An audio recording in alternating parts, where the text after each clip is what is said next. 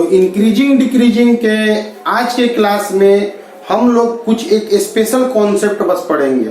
तो ध्यान दो बच्चों, एक कॉन्सेप्ट होता है कि y बराबर ax square plus bx plus c, इसे हम क्वाड्रेटिक एक्सप्रेशन बोलते हैं। क्वाड्रेटिक एक्सप्रेशन, ठीक है बच्चों।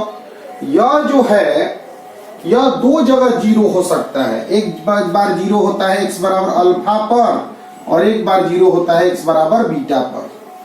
मतलब अल्फा वैल्यू पर और बीटा वैल्यू पर यह एक्सप्रेशन जीरो होता है। तो एक साइड अगर पॉजिटिव हुआ तो यहाँ निगेटिव, यहाँ पॉजिटिव हो जाएगा। तो अगर कोई कहे कि y जो है is always positive, always positive तभी होगा जब बहुत इंपॉर्टेंट कॉन्सेप्ट सिखा रहे हैं बच्चों, जब इसका रूट ना निकले। क्योंकि रूट निकलेगा तो जीरो हो जाएगा वहां पे, और जीरो अगर हो जाएगा, अगर जीरो हो जाएगा वहां पे, तो निश्चित तौर पर वह वैल्यू जो है वह दो, जहां जीरो हो रहा है उसके अगल बगल पॉजिटिव निगेटिव दे देगा। तो y एक क्वाड्रेटिक एक्सप्रेशन हमेशा पॉजिटिव होता है यदि रूट ना निकले। तो रूट कब नहीं निकलता है? जब d निगेटिव होता है। एंड a जो है वह पॉजिटिव है, इसे साथ जो मल्टीप्लाई है वह पॉजिटिव है। y is always negative, always negative यदि फिर d निगेटिव हो एंड a भी निगेटिव हो। यानी कि यहाँ पे कॉन्सेप्ट है क्वाड्रेटिक का। क्वाड्रेटिक में 11th क्लास में पढ़े होगे बच्चों, नहीं पढ़े होगे तो अभी फिलहाल के लिए यह बात याद रखना है, हमेशा पॉजिटिव होता है अगर d निगेटिव हो और a पॉजिटिव हो। ax square plus bx plus c हमेशा निगेटिव है अगर d निगेटिव है। d निगेटिव इसलिए बोल रहे हैं कि d निगेटिव होता है तो नो रियल रूट्स, कोई रियल रूट्स नहीं निकलेगा। और अगर रियल रूट्स निकल जाता तो वहां जीरो हो जाता। जहां जहां जीरो हो जाता है उसके अगल बगल प्लस माइनस दे देता, इसलिए इसको जीरो कहीं होने ही नहीं देना है, यानी रूट्स निकालना ही नहीं है। तो रूट्स कब नहीं, क्योंकि ऑलवेज पॉजिटिव लेना है। इसे या तो सिर्फ पॉजिटिव लेना है या तो सिर्फ निगेटिव लेना है। तो ऊपर मुंह खुलता है तो ये पॉजिटिव ग्राफ होता है, नीचे इस तरह ग्राफ होता है। क्वाड्रेटिक के कॉन्सेप्ट को अगर ध्यान रखे होगे तो ठीक है, नहीं तो यह बस दो बातें याद रखनी है कि कोई भी क्वाड्रेटिक इक्वेशन हमेशा पॉजिटिव तभी हो सकता है जब उसका रूट ना निकले। क्योंकि रूट अगर निकल जाएगा तो रूट के अगल बगल पॉजिटिव निगेटिव दे देगा। ठीक है, इसे बाबू नोट कर लेना। आज के क्लास का यही मेन थीम है इंक्रीजिंग डिक्रीजिंग के क्वेश्चन के लिए। ध्यान दो बच्चों, इसे हटाते हैं, नोट कर लेना।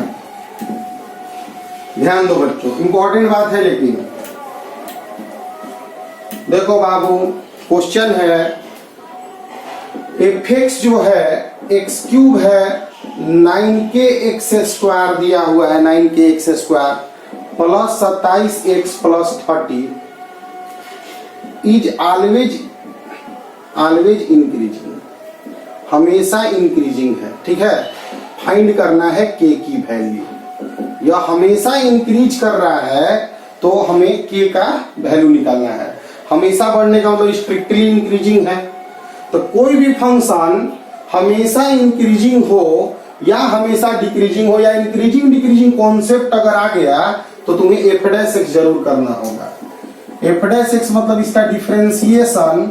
तो 3x स्क्वायर 18kx प्लस 27 लिख दिया गया बच्चों। फॉर स्ट्रिक्टली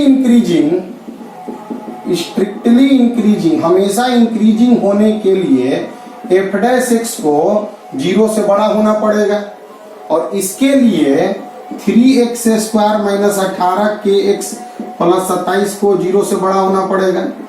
3 कॉमन लेंगे तो x स्क्वायर 6kx प्लस 9 को 0 से बड़ा होना पड़ेगा। x स्क्वायर 6kx प्लस 9 को 0 से बड़ा होना पड़ेगा। यह हमेशा कोई भी क्वाड्रेटिक इक्वेशन हमेशा 0 से बड़ा तभी हो सकता है जब उसका रूट नहीं निकले। तो यहाँ पे आगे तो प्लस मल्टीप्लाई ये है। It is possible only if d जो है वह निगेटिव हो। d मतलब डिस्क्रिमिनेंट निगेटिव हो, उसका value b square minus 4ac होता है, या निगेटिव हो। तो b के जगह पे है -6k का स्क्वायर, 4a और c निगेटिव हो। यहाँ पे आ गया 36k स्क्वायर -36 निगेटिव हो, 36k स्क्वायर -1 निगेटिव हो, 36k -1 k + 1 निगेटिव हो। अब साइन स्कीम खींचना है इसका, 4 डिफरेंट वैल्यूज ऑफ k के अलग अलग वैल्यूज के लिए इस टर्म का साइन स्कीम खींचना है, क्योंकि पूछ रहा है कि निगेटिव कब होगा। तो कोई भी एक्सप्रेशन निगेटिव कब होगा या पॉजिटिव कब होगा यह चेक करने के लिए सबसे पहले यह चेक करना आवश्यक होता है कि यह चीज जीरो कब होगा। तो जीरो हो रहा है बच्चों -1 और 1 पे, k बराबर -1 पे जीरो हो जा रहा है और k बराबर 1 पे जीरो हो रहा है। 1 से बड़ा 2 एक नंबर लेके रखो, 2 रखोगे तो यह पॉजिटिव आ गया, निगेटिव आ गया, पॉजिटिव आ गया। हमें 0 से छोटा चाहिए यानी निगेटिव चाहिए, तो हमें निगेटिव मिला कहाँ, तो -1 से 1 के बीच में, इसलिए k का जो वैल्यू होगा वो -1 और 1 के बीच में होगा। तो यह बहुत ही अच्छा सवाल है। अगर इंक्रीजिंग डिक्रीजिंग को थोड़ा अच्छा सवाल, अच्छा लेवल का सवाल पूछना होगा तो इस तरह का सवाल वह पूछ सकता है। जो समझे होगे तो ठीक है, नहीं तो और 2 सवाल बताकर इस पर प्रैक्टिस करा देते हैं। इसे एक स्क्रीनशॉट लेके बच्चों लिख लोगे, इसके पीछे वाला बोर्ड और यह वाला बोर्ड ध्यान पूर्वक अगर देखोगे तो बाबू जरूर समझ पाओगे। ध्यान दो नेक्स्ट क्वेश्चन को देखो। क्वेश्चन में अगर इंक्रीजिंग डिक्रीजिंग आ गया ना बच्चों, तो हमेशा एक बात ध्यान देना कि उस बहुत इजी क्वेश्चन हो जाता है, ठीक है। अगले क्लास में हम लोग नेक्स्ट चैप्टर 6.3 को, जिसमें टेंजेंट नॉर्मल दिया गया है, उसे स्टार्ट करेंगे। तो तुम देख रहे हो कि एनसीईआरटी को लेके चलते हुए जो एक्स्ट्रा सवाल हैं, जो एक्स्ट्रा कॉन्सेप्ट है, वह भी हम तुमको धीरे धीरे बता दे रहे हैं। इसलिए डरना नहीं है, घबराना नहीं है, सब कुछ हम तुम लोग को जरूर से जरूर बच्चों बताएंगे, केवल तुम्हारा मेहनत जरूरी है, ठीक है। यह क्वेश्चन दिया है, इज ऑलवेज इंक्रीजिंग, हमेशा इंक्रीजिंग है, तो फाइंड करना है बच्चों k की वैल्यू। अब सोचो इंक्रीजिंग या डिक्रीजिंग के लिए करते क्या है, तो f'(x), बस करना क्या है, f'(x), 3kx स्क्वायर 18kx + 9 लिख दिया गया।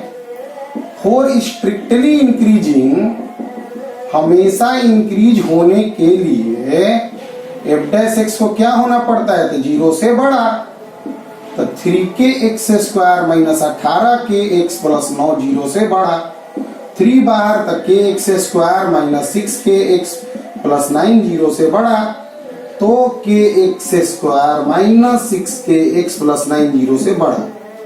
कोई भी क्वाड्रेटिक इक्वेशन हमेशा पॉजिटिव होता है। It is possible only if k पहले तो पॉजिटिव हो, x स्क्वायर के साथ जो मल्टीप्लाई है वो पॉजिटिव हो एंड d निगेटिव हो। बस यही बस 2 कॉन्सेप्ट याद रखना है। ऑलवेज पॉजिटिव के लिए इसके साथ जो मल्टीप्लाई है वो हमेशा पॉजिटिव होना चाहिए और d को निगेटिव होना चाहिए। d का वैल्यू b² - 4ac होता है, इसको निगेटिव कर लेना है। आगे बढ़ाएंगे इस कॉन्सेप्ट को बच्चों, तो लिखेंगे 6k स्क्वायर -4k9 निगेटिव ले लेंगे, 36k स्क्वायर -36k निगेटिव ले लेना है, 36 कॉमन, तो k स्क्वायर -k निगेटिव ले लेना है, 36 तो उधर चला गया, k और k -1 निगेटिव ले लेना है। अब इसका साइन स्कीम खींचेंगे कि कब यह निगेटिव हो रहा है, तो साइन स्कीम देखेंगे बच्चों, तो k यह एक्सप्रेशन जो दिया हुआ एक्सप्रेशन का हम साइन स्कीम खींचने जा रहे हैं, वह एक्सप्रेशन कब 0 हो रहा है, तो k बराबर 0 पे और k बराबर 1 पे। k का वैल्यू 1 से बड़ा रखेंगे, जैसे 2 रखेंगे, तो यह पॉजिटिव आ गया, निगेटिव आ गया और पॉजिटिव आ गया। हमें निगेटिव चाहिए, तो निगेटिव कब मिल रहा है, तो 0 से 1। और यह कंडीशन क्या कह रहा है कि k भी 0 से बड़ा ही लेना, यह भी कंडीशन कह रहा है 0 से बड़ा। तो दोनों कंडीशन के हिसाब से मेरा आंसर k का वैल्यू 0 और 1 के बीच में आया। बहुत ही अच्छा और बहुत ही शानदार क्वेश्चन है बच्चों, अगर मेहनत करोगे तो जरूर जरूर जरूर सीख जाओगे। केवल मेहनत का जरूरत है इस तरह के क्वेश्चन को बनाने के लिए। आगे बढ़ते हैं, इसको आप एक स्क्रीनशॉट लेकर नोट कर लोगे, ठीक है। तो आगे बढ़ाते हैं, स्क्रीनशॉट लेना है, नोट कर लेना है। इंक्रीजिंग के लिए या डिक्रीजिंग के लिए f' निकालना है। f' निकालने के बाद उसे पॉजिटिव कर देना है इंक्रीजिंग के लिए, डिक्रीजिंग के लिए निगेटिव कर देना है। तो आगे बढ़ते हैं, fx दिया हुआ है a+2x का क्यूब, ठीक है बच्चों।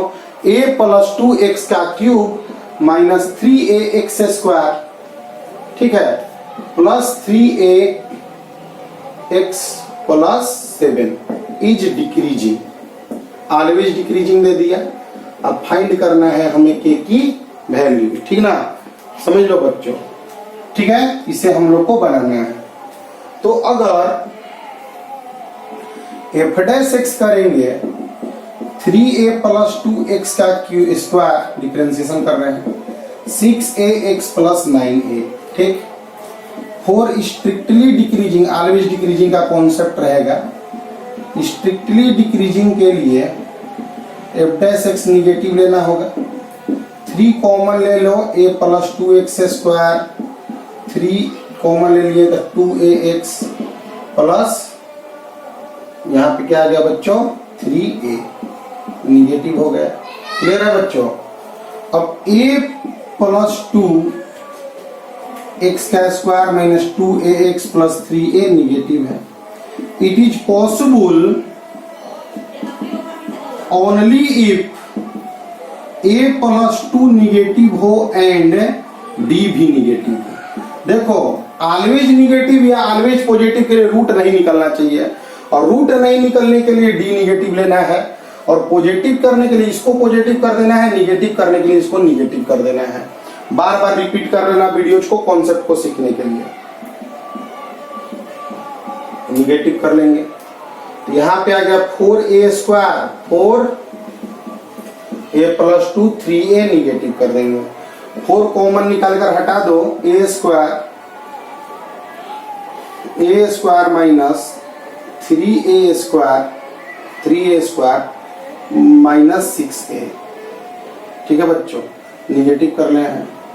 आ गया मेरा वैल्यू -2a² -6a, निगेटिव हो गया।